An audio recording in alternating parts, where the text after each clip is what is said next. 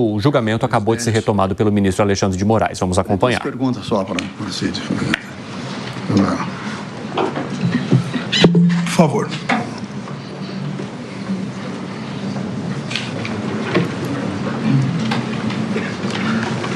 Posso perguntar? Por favor. Obrigado, excelência. Cid, o presidente chegou a manifestar... É por intermédio do ministro relator, por favor. Diretamente para Vossa Excelência. Obrigado. Presidente, pergunto ao Cid. O presidente chegou a manifestar o desejo de se manter no poder, mesmo após o resultado das urnas? Por favor. A grande preocupação do presidente, do meu ponto de vista, sempre foi encontrar uma fraude nas urnas, né? Coisa que sempre foi muito ostensivo, né? Da opinião do presidente. Então, ele sempre buscou uma fraude nas urnas. Presidente, só essa pergunta. Obrigado, viu? Agradeço ao doutor César Bittencourt. Então, agora, na ordem alfabética das defesas, eu passo a palavra ao doutor Paulo Renato Garcia Sintra Pinto, advogado do réu Alexandre Ramagem Rodrigues. Boa tarde, excelência. Boa tarde, doutor Procurador-Geral da República. Boa tarde, ministro Luiz Fux. Eminentes colegas, boas tardes. Excelência, não, a defesa de Alexandre Ramagem não tem perguntas. Passo a palavra ao doutor Demóstenes Torres, advogado do réu Almir Garnier Santos. Excelentíssimo senhor ministro Alexandre de Moraes, Sua Excelência, ministro Luiz Fux, Sua Excelência, o Procurador-Geral da República, Paulo Gonet, senhores procuradores da República que acompanham, doutor Paulo Gonet, senhora serventuária, senhores advogados, meus colegas e senhores acusados, senhoras e senhores, jornalistas, quem mais aqui se encontra. Uma pergunta só, Excelência, porque vou cumprir o que Vossa Excelência disse, não vou repetir o que Vossa Excelência perguntou. Eu agradeço. Nem o doutor Paulo Gonet. Então, só uma pergunta que foi... Doutor Demóstenes, o duro é o doutor Zé. Que até chegar nele, cada vez eu vejo ele riscando alguma coisa lá. Mas vai dar certo. Mas tem várias, ótimo. Vamos lá, doutor Demóstenes. Então, uma pergunta só e diz respeito à primeira pergunta que Vossa Excelência fez. É uma contradição. No dia 28 do mês de agosto de 2023, o réu colaborador Mauro César Barbosa Cid depôs pela primeira vez na Polícia Federal. E ele menciona os grupos que Vossa Excelência também mencionou. Eu queria só ler antes de fazer a pergunta. Nas folhas 15, ou na folha 15, ele diz: nesse sentido, indagado sobre os elementos que têm conhecimento em relação aos referidos fatos investigados, respondeu que depois que acabou o período eleitoral, então o presidente Jair Bolsonaro recebia diversas pessoas, sempre no Palácio da Alvorada, que as pessoas que visitavam então o presidente formavam 3 grupos distintos, que tinha um grupo bem conservador, de linha bem política, que aconselhava o presidente a mandar o povo para casa e colocar-se como um grande líder da oposição, que dizia que o povo só queria um direcionamento, que para onde o presidente mandasse o povo iria, que o grupo era formado pelo senador Flávio Bolsonaro, o AGU Bruno Bianco, Ciro Nogueira, então ministro da Casa Civil, e o brigadeiro Batista Júnior, então comandante da Aeronáutica. Que o outro grupo era formado por pessoas moderadas, que apesar de não concordar com o caminho que o Brasil estava indo, com abusos jurídicos, prisões e não concordar com a condução das relações institucionais que ocorreu no país, entendiam que nada poderia ser feito diante do resultado das eleições, que qualquer coisa, em outro sentido, seria um golpe armado, que representaria um regime militar por mais 20, 30 anos, que esse grupo era totalmente contra isso, que o grupo se subdividia em 2, que um primeiro grupo era composto basicamente por generais da ativa que tinham mais contato com o então presidente da República, Jair Bolsonaro, que eram as pessoas que o então presidente mais gostava de ouvir, que o grupo era composto pelo comandante do Exército Freire Gomes, pelo general Arruda, chefe do DEC, Departamento de Engenharia e Construção, pelo general Teófilo, chefe do COTER, Comando de Operações Terrestres, pelo general Paulo Sérgio, então ministro da Defesa, que esse grupo temia que o grupo radical trouxesse um assessoramento e levasse o presidente Jair Bolsonaro a assinar uma doideira. Que o general Freire Gomes estava muito preocupado com essa situação, com o que poderia acontecer com esse pessoal que ia para o Palácio da Alvorada, que estavam preocupados com o grupo radical, que estava tentando convencer, então, o presidente a fazer alguma coisa, um golpe. Que havia um outro grupo de moderados que entendia que o ex-presidente deveria sair do país. Que o próprio colaborador sugeriu que o ex-presidente deveria sair do país. Que o grupo era composto por Paulo Junqueira, empresário do agronegócio, que financiou a viagem do presidente para os Estados Unidos. Por Naban Garcia, que ocupou algum cargo na Secretaria de Agricultura. E, por fim, o senador Magno Malta, que tinha uma posição mais radical e se juntou ao referido grupo, entendendo que o presidente deveria deixar o país. Que o terceiro grupo, denominado pelo colaborador como radicais, era dividido em dois grupos. Que o primeiro subgrupo, menos radicais, que queria achar uma fraude nas urnas. Que o segundo grupo de radicais era a favor de um braço armado, que gostaria, de alguma forma, incentivar um golpe de Estado, que queria que ele assinasse o decreto, que acreditava que quando o presidente desse a ordem, ele teria o apoio do povo e dos CACs, que romantizava o artigo 142 da Constituição como fundamento para o golpe de Estado, que o primeiro grupo que defendia a identificação de um possível fraude nas urnas era o que o ex-presidente mais pressionava, que Jair Bolsonaro queria uma atuação mais contundente do general Paulo Sérgio em relação à Comissão de Transparência das Eleições montada pelo Ministério da Defesa, que Jair Bolsonaro queria que o documento produzido fosse duro, que o grupo era composto pelo general Pazuello, pelo presidente do PL, Valdemar Costa Neto, pelo major Denícoli.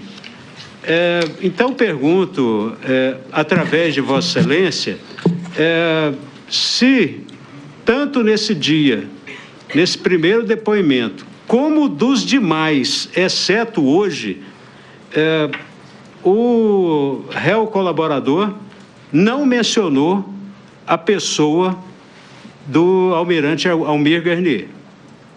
A pergunta é essa: se ele, nesse depoimento e nos outros, se ele não mencionou a pessoa do comandante Almir Garnier como radical. Doutor Demóstenes, eu passo a palavra, mas eu gostaria só de lembrar que é mencionado no depoimento e também no dia 21 de novembro, explicitamente, mas eu passo a palavra, por favor. Eu falo isso porque eu indaguei em relação a isso, mas, por favor. Ministro, eu não me lembro realmente a data que eu falei, mas dentro das minhas primeiras colaborações, né, quando me foi perguntado sobre os comandantes de força, né, da relação com o general Freire Gomes, foi quando eu citei a posição do almirante Garnier. Agora, realmente, quando e em qual folha isso consta, realmente eu desconheço.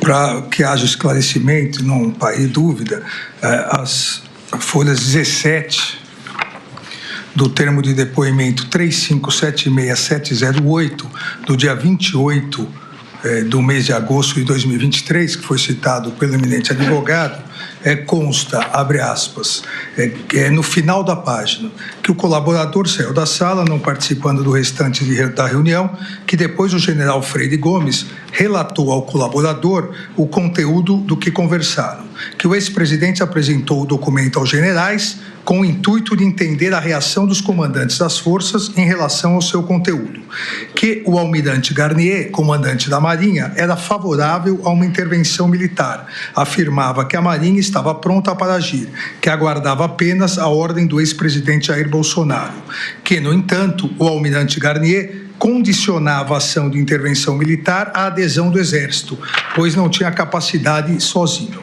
E depois isso é repetido no depoimento que foi feito aqui no Supremo Tribunal Federal em 21 de novembro de 2024. Ministro, por favor, só para esclarecimento. A palavra é de Vossa Senhoria. Vossa Excelência perguntou sobre grupos. Eu também perguntei sobre grupos. Esse é o depoimento do dia 7, dele acerca do dia 7, que eu não vou perguntar mais, porque Vossa Excelência já perguntou, não é? Então, são coisas distintas. O primeiro, ele disse que... a primeira pergunta que Vossa Excelência fez, que ele participava dos grupos dos radicais. Então, ele não disse isso, nem aqui, exceto aqui, nem ali no primeiro depoimento, nem em nenhum dos outros 3. Inclusive, o prestado a Vossa Excelência, junto com o Procurador-Geral da República, Paulo Gonet.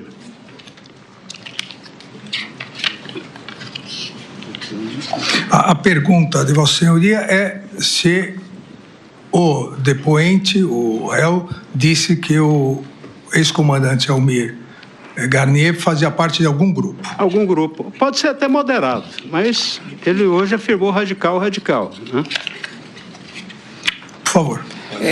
Ministro, quando eu dividi os grupos, foi uma maneira de poder sintetizar o raciocínio para tentar explicar e contextualizar o que realmente estava acontecendo naquele momento do Alvorado. Né? Então, a divisão dos grupos não foi pelos nomes, e sim pelas situações de que cada grupo apresentava ao presidente. E aí depois, no desenvolver das inquirições e da colaboração, eu pude detalhar mais. Mas a ideia geral era que a divisão dos grupos facilitasse o entendimento de como eu ia apresentar as ideias. Por isso que eu dividi, a divisão dos grupos foi na minha cabeça, não houve nenhum estudo. Infelizmente, senhor presidente, por favor. Eu não posso ter o meu momento, o ministro Alexandre de Moraes. Sim ou não? Não é verdade? Pode ter, sim ou não? Sim. Sim. Mas disse que então Feliz? fazia parte de um grupo? Sim. Mais alguma coisa, doutor Demóstenes? Não, agradeço muito a Vossa Excelência. Sim ou não, doutor Demóstenes? Não, Excelência. Agradeço ao doutor Demóstenes Torres. Eu passo a palavra ao doutor Elmar Novak, advogado do réu Anderson Gustavo Torres. Cumprimento, excelentíssimo senhor ministro Alexandre de Moraes, relator. Neste caso, cumprimento o excelentíssimo senhor ministro Luiz Fux, em nome de quem cumprimento todos os servidores desta casa. Cumprimento o excelentíssimo senhor Paulo Gonet, Procurador-Geral da República, em nome de quem cumprimento todos os membros do Ministério Público, inclusive a sua equipe aqui presente, advogados, membros da imprensa, senhoras e senhores. Nessa toada, senhor ministro relator, de não repetir questionamentos, tudo que tínhamos em relação ao Anderson Torres foi bem esclarecido aqui pelo réu colaborador. Eu não tenho mais nenhuma pergunta. Muito obrigado. Agradeço ao doutor Novak. Passo a palavra ao doutor Matheus Milanês, advogado do réu Augusto Heleno Ribeiro Pereira. Excelentíssimo senhor ministro-presidente, relator Alexandre de Moraes, excelentíssimo senhor ministro Luiz Fux, excelentíssimo senhor professor e procurador-geral Paulo Gonet, excelentíssimos colegas, demais aqui presentes. Senhor ministro, seguindo na linha do sim ou não, para facilitar, eu gostaria só do réu colaborador, num dos termos que temos presentes, que ele até falou para Vossa Excelência, eu só queria que ele confirmasse o seguinte trecho em que ele fala, abro aspas, eu nunca vi uma ação operacional ou de planejamento do general Heleno, fecho aspas. Eu gostaria que ele confirmasse esse trecho. Por favor. Sim, senhor, confirmado. Confirmado. Estou satisfeito, Excelência. Muito obrigado. Agradeço, doutor Matheus Milanês. Eu passo a palavra ao doutor Celso Vilardi, advogado do réu Jair Messias Bolsonaro. Excelentíssimo senhor ministro relator, ministro Alexandre de Moraes, excelentíssimo senhor ministro Luiz Fux, cumprimento também o excelentíssimo procurador-geral da República, aos demais advogados, as partes e as pessoas, os demais presentes. Senhor ministro, eu tenho algumas perguntas, sim. Minha primeira pergunta, ministro, eu queria saber se a função de ajudante de ordem é algo como um secretário, se existia só ele, outros, e se existia hierarquia entre os ajudantes de ordem. Pois não. Pode responder, por favor.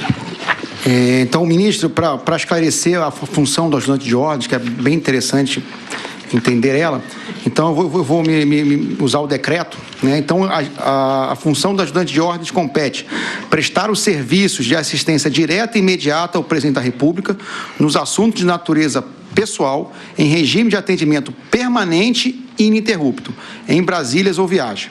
Receber as correspondências e objetos entregues ao presidente da República em cerimônias e viagens. E realizar outras atividades determinadas pelo chefe de gabinete. Então, basicamente, o ajudante de ordens ele deveria atender as necessidades do presidente de maneira direta, imediata, permanente e ininterrupta. Então, tudo a toda hora. E, para isso, nós tínhamos uma equipe com em torno de 32 civis e militares, em qual eu era o chefe. Então, abaixo de mim, tinham mais 3 ajudantes de ordens. Então, a minha maior proximidade, a minha maior participação era porque eu era o chefe, né? Então, é bem claro para o comandante militar que tudo que acontece está na responsabilidade do comandante. Então, era o senhor e mais 3. Eu era o chefe, que era um do Exército, e tinham mais 3, um da Marinha, um da Força Aérea e um da Aeronáutica, e um chefe. Então, essa era a organização dos oficiais. Depois, abaixo, a gente tinha os auxiliares. Um da Marinha e 2 da Força Aérea. Não, um da Marinha, um do Exército. Um do Exército. É que o senhor falou um da Marinha, um da Aeronáutica e um da Força Aérea. E eu como chefe. Abaixo tinha os auxiliares e tinha o pessoal que cuidava da parte... Oficiais eram 4. Oficiais eram 4. Qual era a patente dos demais? Eu era o tenente-coronel, tinha tudo major. O resto era tudo major. Doutor Celso. Muito obrigado. Eu queria saber, senhor ministro relator, se ele teve algum conhecimento a respeito dos fatos de 8 de janeiro, evidentemente antes do dia 8 de janeiro. O senhor teve? Não, senhor. Em relação aos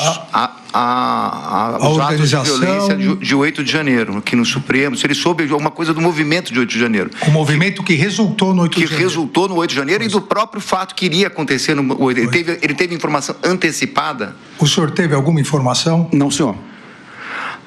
No Palácio da Alvorada, ele ouviu algo? O presidente tinha alguma informação a respeito disso? Ele ouviu algum comentário? Ele ouviu algum plano de incentivo ao ato de 8 de janeiro? Por favor. Não, senhor.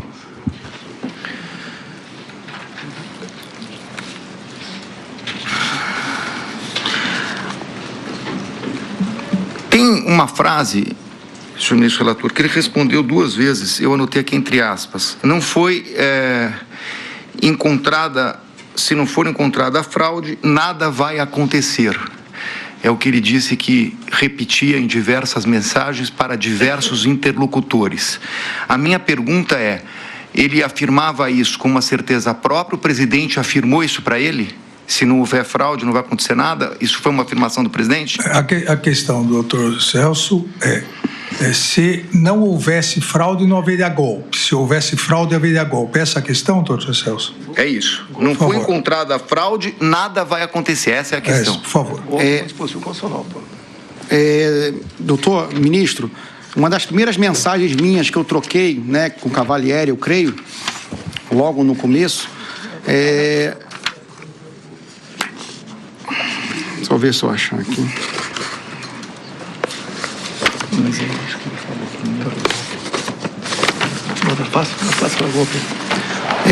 Logo depois, para todos que me consultavam de maneira geral, eu sabia que nada ia acontecer, por mais que houvessem pressões em cima do presidente, porque as Forças Armadas, já de cara, eu conheci o general Frei Gomes, eu sabia que nada ia acontecer. Inclusive, foi essa a minha resposta, até naquela época, né, quando saíram as mensagens com o coronel Lawande, com o Cavalieri, porque eu sabia a posição das Forças Armadas. Independente do que acontecesse com as eleições, né, dificilmente alguma coisa ia acontecer, porque sem apoio das Forças Armadas não teria nada que fazer, né? E era um momento que o presidente estava muito fragilizado na parte de saúde, inclusive era uma preocupação muito grande do próprio general Heleno, a parte de saúde dele. Mas ele o presidente nunca expressou a ideia de temos que achar uma fraude para assinar algum decreto. Isso... Ele nunca expressou... Não, esse tipo de não conversa... havia esse condicionante. Não, nunca havia esse condicionante. Ele ouviu... O presidente tem uma frase famosa, mas eu quero saber no âmbito ali do Palácio, naquele contexto dos meses de novembro e dezembro. Ele ouviu o presidente dizer que só agiria dentro das 4 linhas da Constituição? O senhor ouviu isso? Sim, senhor.